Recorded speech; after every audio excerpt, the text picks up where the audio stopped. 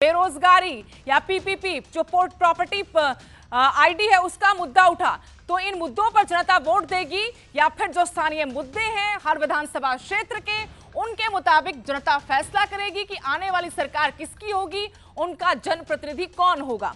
हम आपको लगातार अपडेट देते रहेंगे और ये भी बताएंगे कि किस तरीके से चुनाव प्रचार के बाद अब आज मतदान हो रहा है।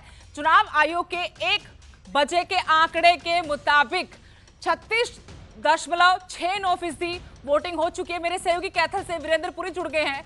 वीरेंद्र, क्या अपडेट है, किस तरीके से मतदान चल रहा है और क्या कोई नया आंकड़ा मतदान प्रतिशत को लेकर आपके पास फिलहाल आ पाया है? बिल्कुल सुदेश, अगर कैथल की बात करूं, मतदान प्रतिशत जो है 41% के आसपास मतदान हो गया है पूरे ओवरऑल कैथल में। कहीं 38 तो कहीं 40 कहीं 45 अलग अलग जो विधानसभा क्षेत्र हैं, चारों विधानसभा क्षेत्रों का ओवरऑल जो डाटा है 41% के आसपास है। और अगर मतदान की बात करूं, पूरे जिले में 1-2 छिटपुट घटनाओं को लेकर लगभग मतदान जो है शांतिपूर्ण चल रहा है। 171 के आसपास कैथल में पूरे जिले में अगर बात करें अति संवेदनशील और संवेदनशील बूथ बनाए गए। मैं इस वक्त आईटीआई जो कैथल में आईटीआई है वहां का जो बूथ है वहां पर खड़ा हूं।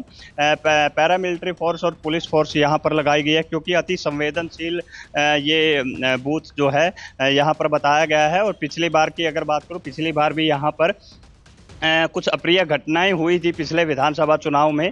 रणदीप सिंह सुरजेवाला और लीलाराम जो यहां से चुनाव लड़ रहे हैं भाजपा के, उनके समर्थकों के बीच। लेकिन अब की बार प्रशासन पूरी तरह से मुस्तैद है। लगातार हर जगह सीसीटीवी हो या फिर पैरामिलिट्री फोर्स हो या पुलिस हो, हर तरीके से यहां पर नजर रखी जा रही है।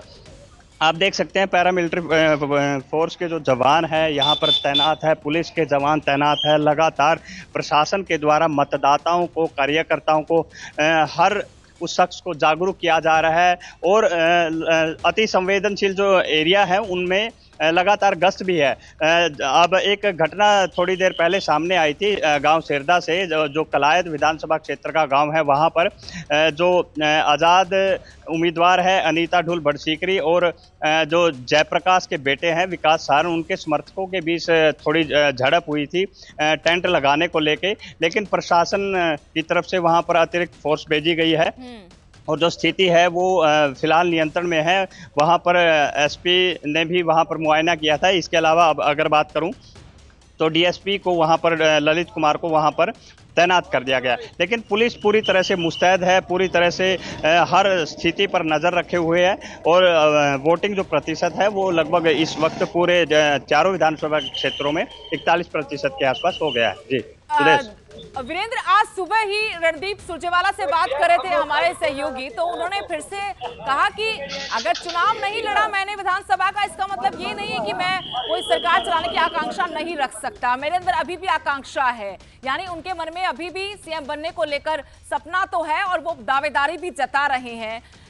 इस बार उनके बेटे आदित्य सुरजेवाला कैथल से चुनाव लड़ रहे हैं, तो किस तरीके से इस बार चुनाव आप देख रहे हैं? दूसरा, कलायत की सीट का आपने जिक्र किया। कलायत सीट पर भी इस बार द्विकोणीय नहीं, त्रिकोणीय नहीं, बल्कि चौकोणीय मुकाबला है। 4 बड़े चेहरे कलायत विधानसभा सीट में इस बार आमने सामने।